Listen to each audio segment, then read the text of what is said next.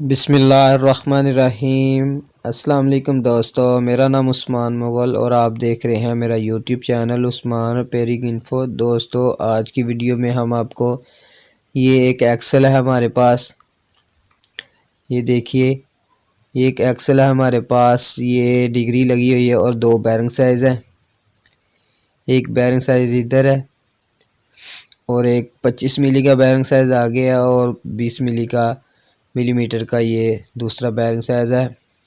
और ये degree centre में लगी हुई है और इसे हम तैयार करेंगे ये सरिये में से। ये सरिये के पीस से हम ये 4 पीस इधर से निकालेंगे। तो आपको लैथ मशीन पे ये बना के मैं दिखाता हूँ। तो दोस्तों, वीडियो को स्टार्ट करते हैं।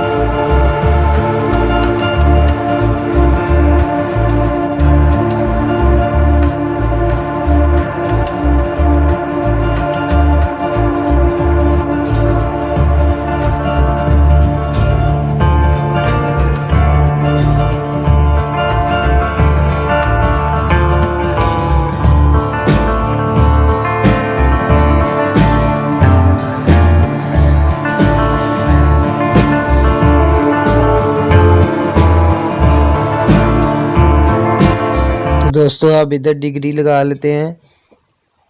डिग्री का काम रहेगा।